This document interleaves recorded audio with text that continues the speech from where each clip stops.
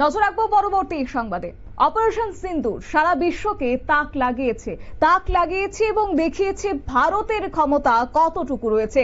রবিবার লখনৌয়ের ব্রহ্মোস মিসাইল কারখানায় উদ্বোধন করে কথাই বললেন প্রতিরক্ষা মন্ত্রী রাজনাথ সিং। প্রতিরক্ষা মন্ত্রী তিনি আরো বলেছেন, সন্ত্রাসীরা বুঝে গেছে সীমান্তের ওপারে তারা নিরাপদ নয়, তাই অপারেশন সিন্দুরের মারফত তাদেরকে বার্তা দেওয়া হয়েছে ভারত চাইলে কি না করতে পারে। যাই হোক, এই গোটা বিষয়কে কেন্দ্র করে যেমনটা বলছিলাম যে লখনৌর ব্রহ্মোস মিসাইল কারখানাতে উদ্বোধন করার সময় প্রতিরক্ষা মন্ত্রী বক্তব্য রাখলেন। তিনি কি বললেন শোনাবো। भारतीय सेनाओं ने ऑपरेशन सिंदूर को पाकिस्तान में मौजूद आतंकी ढांचा ढहाने के उद्देश्य से लॉन्च किया था। हमने उनके आम नागरिकों को कभी निशाना नहीं बनाया था, मगर पाकिस्तान ने न केवल भारत के नागरिक इलाकों को निशाना बनाया, बल्कि मंदिर, गुरुद्वारा, गिरजाघर पर भी हमले करने का प्रयास किया। भारतीय सेना ने शौर्य और पराक्रम के साथ साथ संयम का भी परिचय देते हुए पाकिस्तान के अन्य ठिकानों पर भी प्रहार करके करारा जवाब दिया है। भारत में आतंकवादी घटनाएं करने और कराने का क्या अंजाम होता है, यह पूरे विश्व ने उरी की घटना के बाद देखा, जब हमारी सेना ने पाकिस्तान में घुसकर सर्जिकल स्ट्राइक की। पुलवामा के बाद देखा जब बालाकोट पर एयर स्ट्राइक की गई, और अब पहलगाम की घटना के बाद दुनिया देख रही है कि जब भारत ने पाकिस्तान के भीतर घुसकर मल्टीपल स्ट्राइक्स की हैं।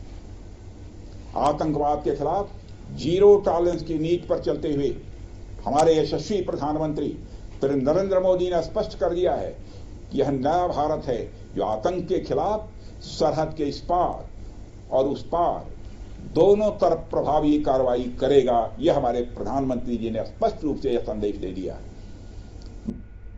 আপনারা শুনলেন প্রতিরক্ষা মন্ত্রী রাজনাথ সিং এর বক্তব্য, এবং তিনি বলেছেন যে সন্ত্রাসবাদীদের বিরুদ্ধে ভারত জিরো টলারেন্স নীতিতে ভারত চলে, এবং সেই সঙ্গে পুলওয়ামার পর যেভাবে বালাকোটে এয়ার স্ট্রাইক করা হয়েছে ঠিক তেমন ভাবে এবার পেহেলগাঁওয়ের হামলার পর রীতিমতো এয়ার স্ট্রাইক করা হয়েছে, এবং সন্ত্রাসীরা তাদের যে কার্যকলাপ চালিয়ে গেছে তার বিরুদ্ধে ভারত প্রত্যাঘাত করে ভারত বিশ্বকে বুঝিয়ে দিয়েছে ভারতের ক্ষমতা।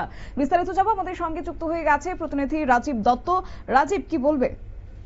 দেখো, প্রথমেই বলি যে জানো যে গত কয়েকদিন ধরে, গত 7ই মে যে অভিযান ভারতীয় সেনাবাহিনী করেছে, ভারতীয় বিমান বাহিনী করেছে, এবং তাতে যেন সব থেকে সফলতা এসছে আমাদের যে মিসাইল, আমাদের যে অ্যান্টিশিপ ক্রুজ মিসাইল, অর্থাৎ যেটা ভারতে তৈরি হয়েছে ব্রহ্মোস, সেই মিসাইল কিন্তু যথেষ্ট কার্যকারী পদক্ষেপ নিয়ে কার্যকারী ভূমিকা নিয়েছে, এবং যার জন্য পাকিস্তান কিন্তু ধরাশায়ী হয়ে গিয়েছে।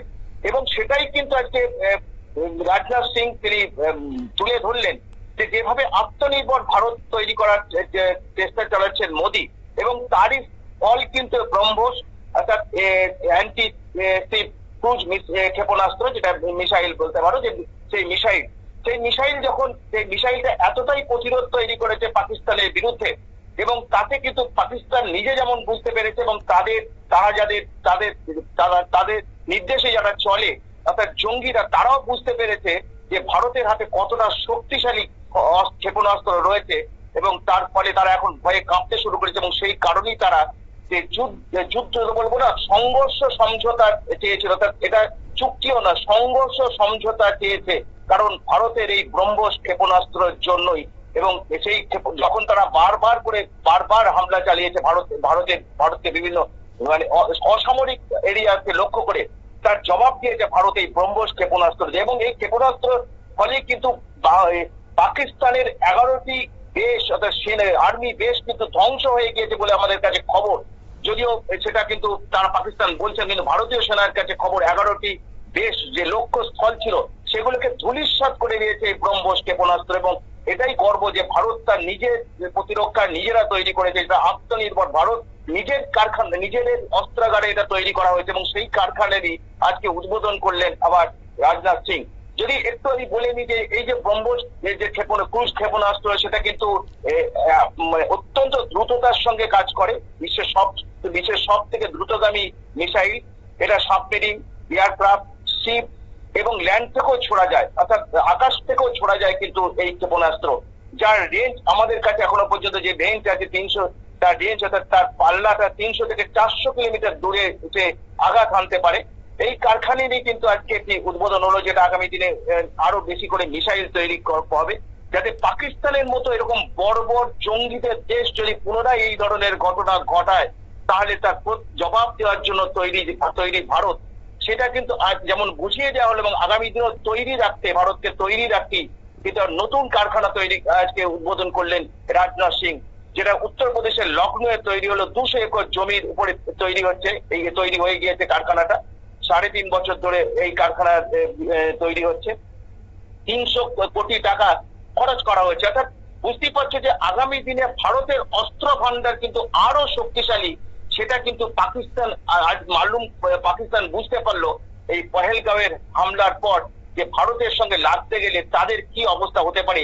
সেটা কিন্তু তার কড়া জবাব দিয়েছে আমাদের সেনাবাহিনী, এবং তাকে সেনাবাহিনীকে সহযোগিতা করেছে অ্যান্টি ক্রুজ মিসাইল ব্রহ্মোস, এবং তারই কারখানার উদ্বোধন। এবং সেখানেই আজকে উদ্বোধন করার পর রাজনাথ সিং প্রতিরক্ষা মন্ত্রী বললেন যে আগামী দিনে ভারতের সীমান্তকে সুরক্ষিত করতে আমরা এই রকম ধরনের পদক্ষেপ নেব, যাতে শত্রুরা আমাদের দিকে না তাকায় এবং শত্রুর রাডারকেও ধুলো দিতে সক্ষম কিন্তু এই ক্রুজ মিসাইল।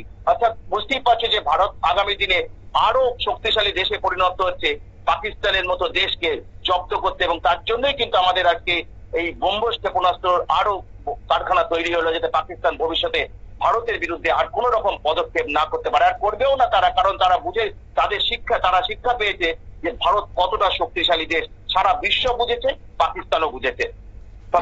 ধন্যবাদ।